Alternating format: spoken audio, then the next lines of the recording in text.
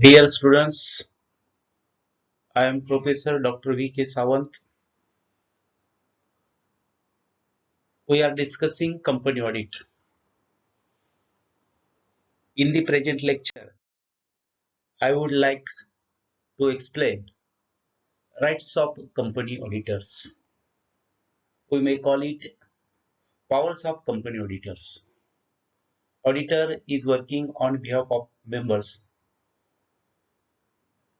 He is trying at level best to protect the interests of members or shareholders because members are the real owners of the company. For working in the capacity as an auditor, as per the provisions laid down in the Companies Act, certain powers have been given to the auditors. So, what are these powers we are going to discuss here? These powers are statutory powers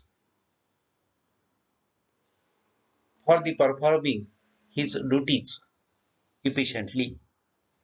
The various powers and rights of an auditor or auditors are mentioned below. First power is right to access books, accounts and vouchers.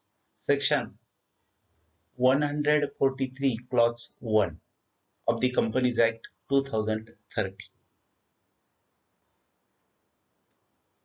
In auditing, the books of accounts are inspected or examined by the auditor. For examination purpose, an auditor has absolute right to inspect all the books, accounts and supporting documents related as evidence of business transactions. It means that an auditor has a right to access books, accounts, vouchers of the company, that is statutory right or power given to the auditor. Here books means financial records, all financial transactions, cost statements, statutory report and statistical records.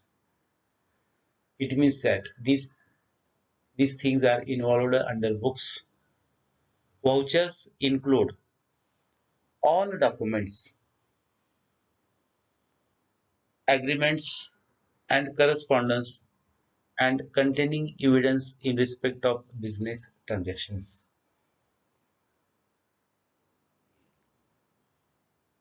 For the evidence of transaction occurred, auditor needs certain documentary evidences termed as vouchers. The examples of vouchers are cash memo, minute book, counterfoil, debit note, credit note, bank reconciliation statement, minutes books, agreement, etc.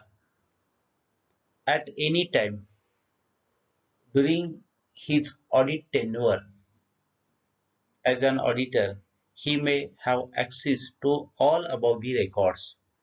It means that auditor has a statutory right or power to access books, accounts and vouchers of the company during its tenure period. Another right or power, right to obtain information and explanation. Section 143 clause 1. Every auditor has every auditor has the right to ask any information and explanations from the directors and officers of the company, which he may think fit or necessary for the performance of his work.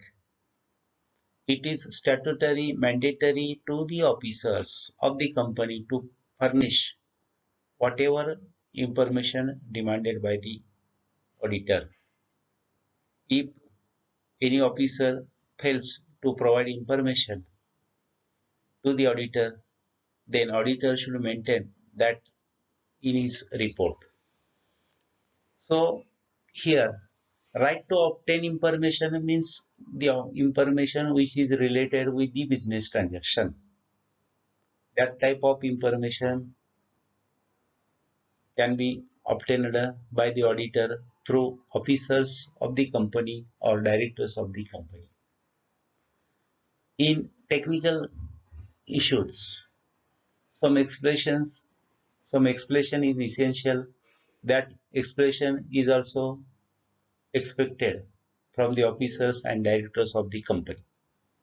If they are not able to provide or furnish necessary information or explanation to the auditor, then auditor can put that matter in his report.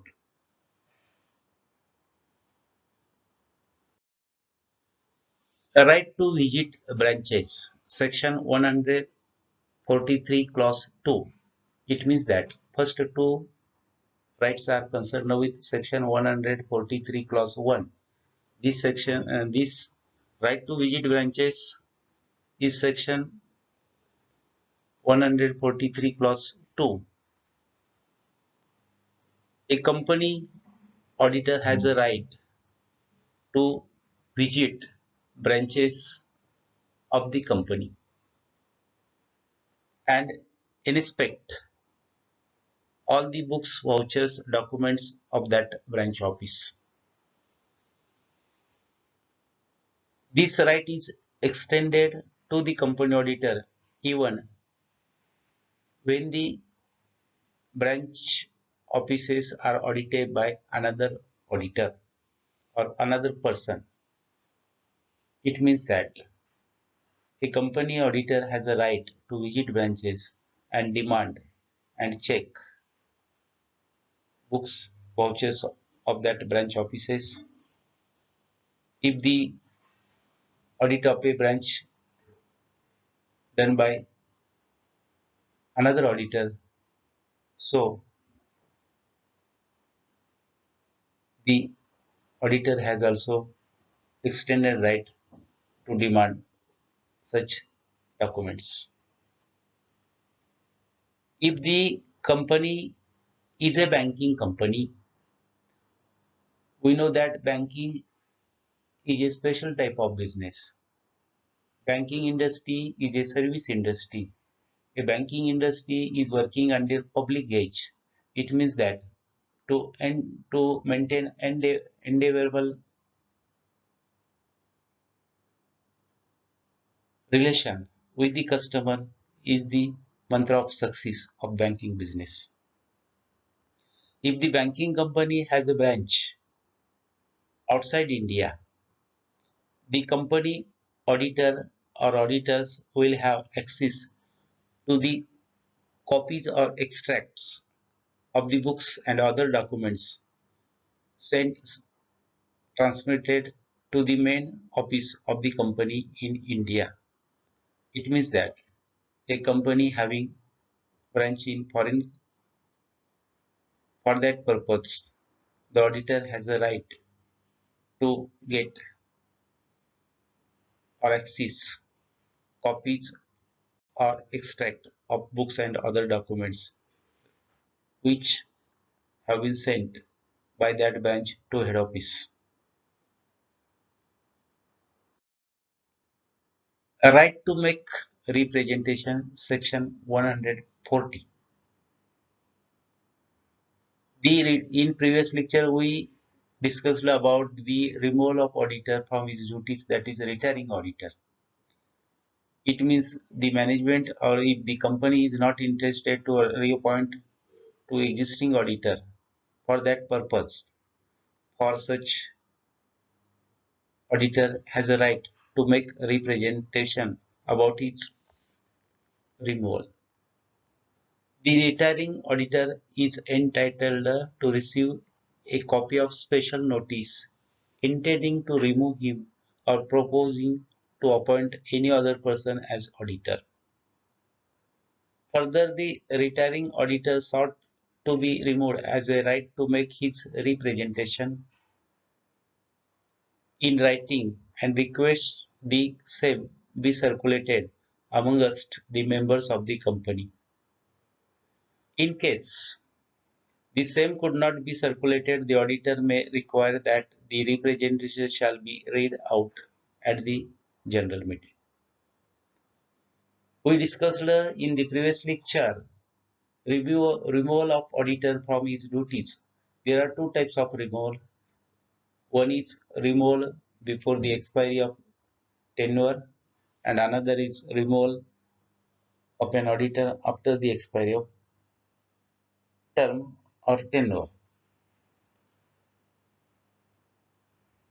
If the company is not interested to reappoint existing auditor for that case, retiring auditor has a right to receive a copy in which certain things are given about the removal of an auditor from his duties. Then, if the company is not interested to appoint existing auditor and intended to appoint another person as an auditor for that purpose, existing auditor has a right to make a representation in return to the company, and existing auditor can request to the company to circulate his written statement amongst the members of the company. If that not occurred under that circumstances, the auditor has a right to make his representation in the general meeting orally.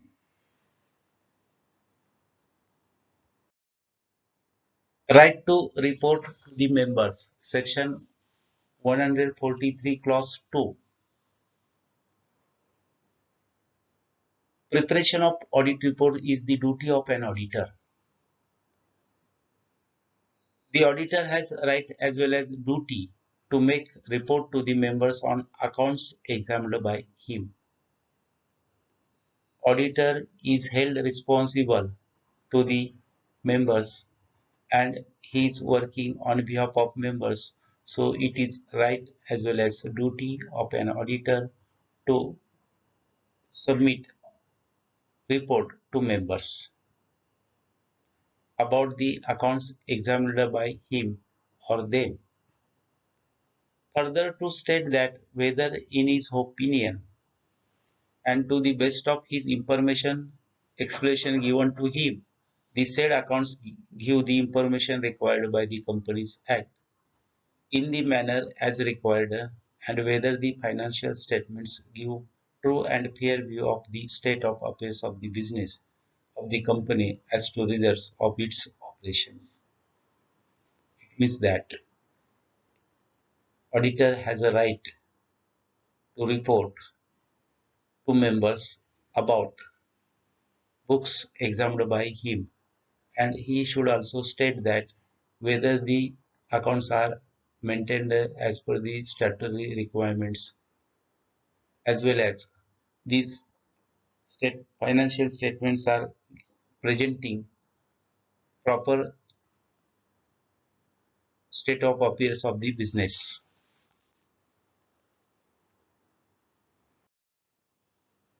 Right to receive notice and attend general meeting. Section 146. A company auditor has a right to receive notice of general meeting as well as he has also right to attend that general meeting. The auditor has a right to attend all general meetings As per the amendments, after the first auditor, another auditor is appointed for the tenure of 5 years. So, the auditor has a right to attend all journal meetings held by the company during his tenure. The following are silent features with regard to his attending a general meeting. The right to receive notice and to attend meeting is applicable to general meeting. It means that the auditor has the right to receive notice regarding general meeting and also right to attend that meeting. But the auditor has not the right to attend the meeting held by board of directors. Means it means that only general meeting is an important part. The auditor is entitled to give his opinion on matters concerning him as an auditor. Mere stating the facts or giving explanation in the meeting will not relieve the auditor from his responsibility. The auditor has the right to give explanation in general meeting about the matter concerned with accounts audited, but only stating something in meeting is not enough. He is not relieved from the legal obligations or responsibilities. It means that the liability of auditor is unlimited.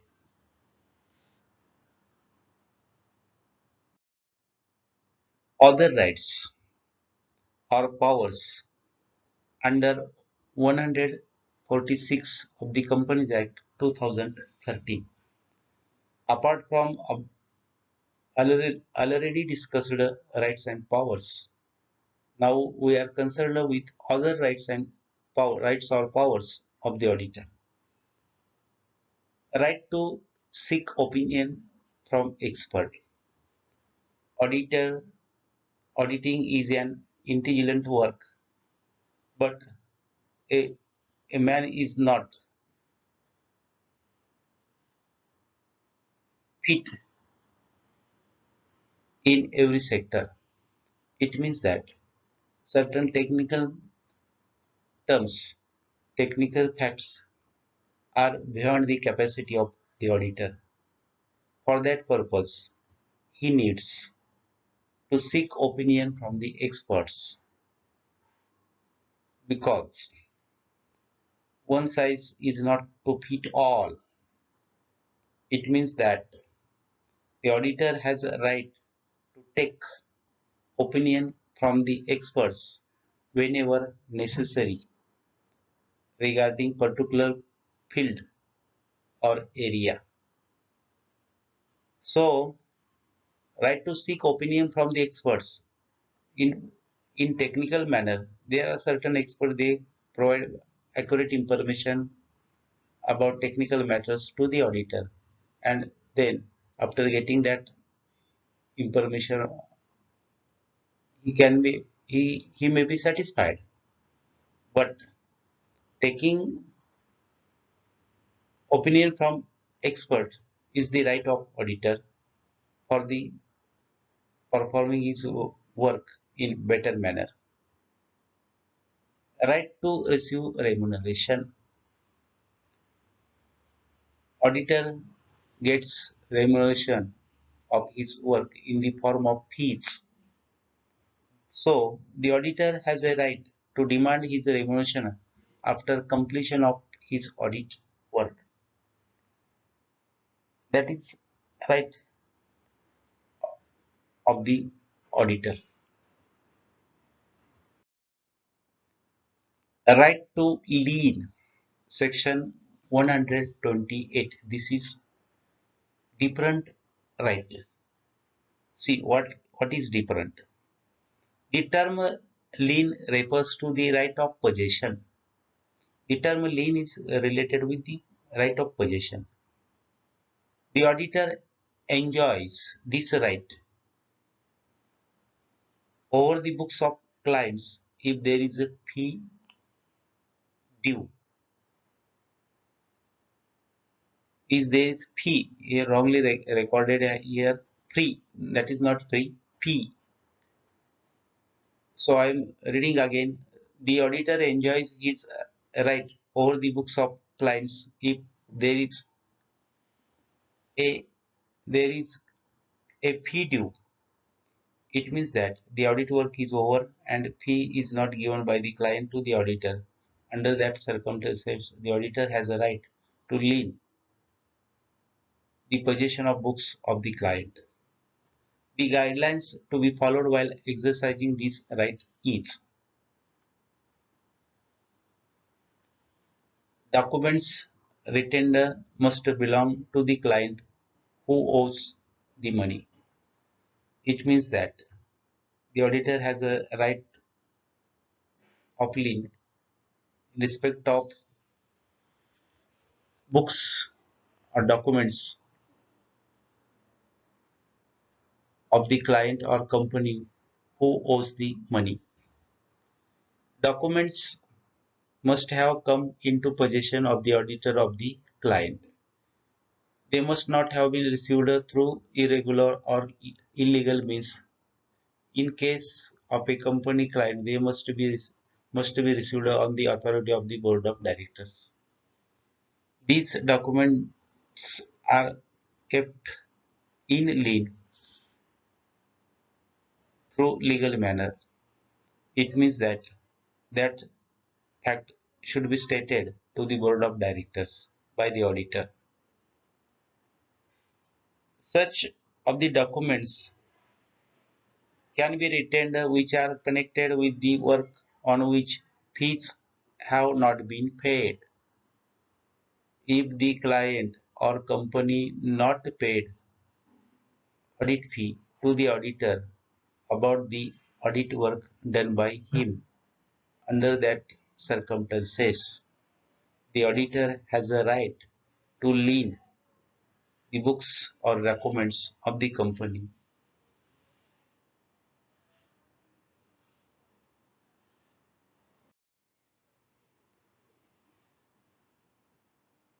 A right to sign audit report. Section 145. The auditor has a right as well as duty to sign the audit report of the company and the balance sheet, profit and loss account, including all the documents attached or annexed therewith. So, auditor has a right to sign audit report, that is statutory right to the auditor. On audit report, the auditor has a right to sign on audit report and financial statement, namely profit and loss account and balance sheet, along with supporting documents attached. So, in this lecture, we discussed only rights or powers of auditor. Rights and powers of company auditor are given in simple manner. I would like to recall these points regarding rights and powers of the auditor. Right to access books, vouchers, document. Right to right to get information and explanations.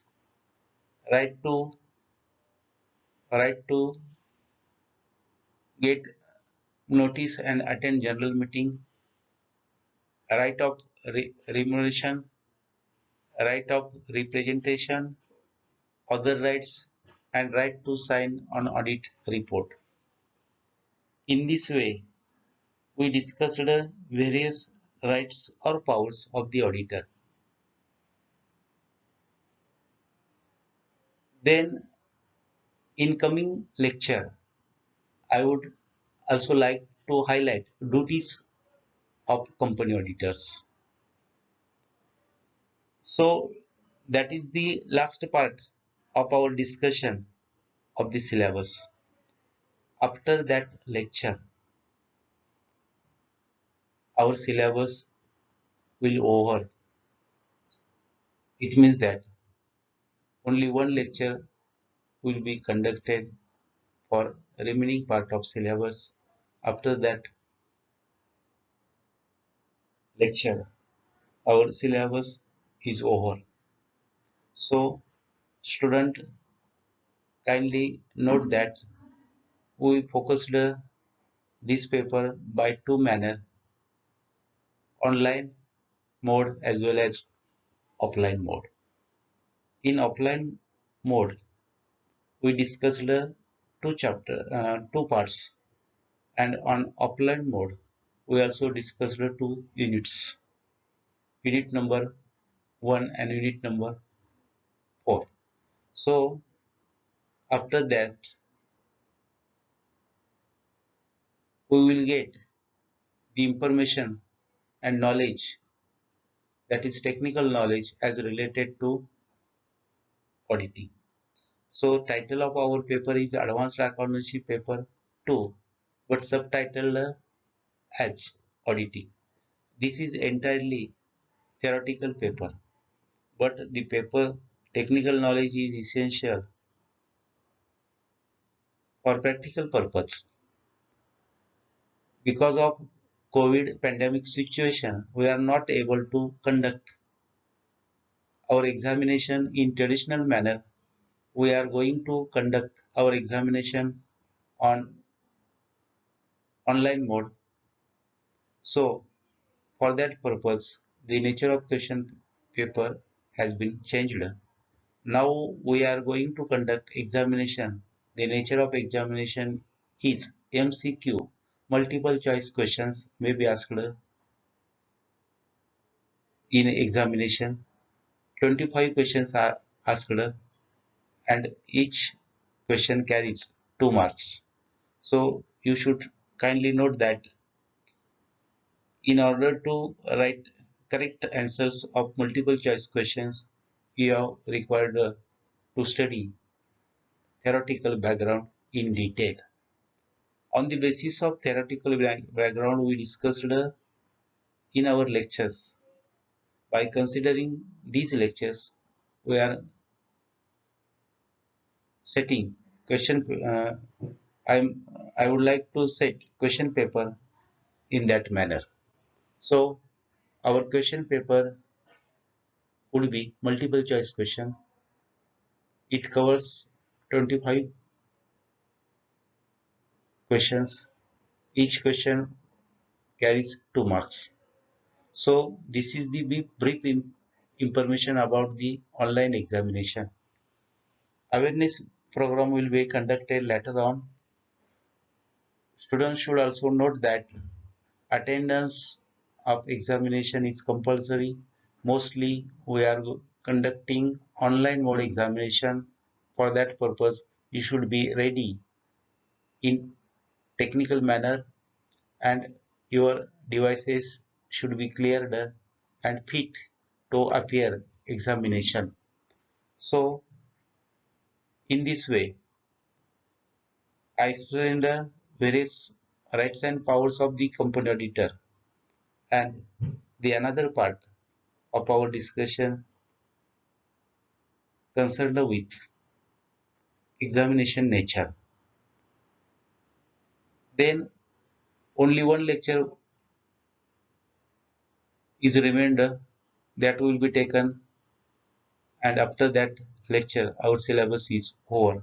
So this is the brief idea about the paper as well as examination pattern. So kindly note that examination having MCQ type nature, but it is not simple. If you have proper study, you can able to give proper answer, otherwise not. So pay your attention towards the study. In this way,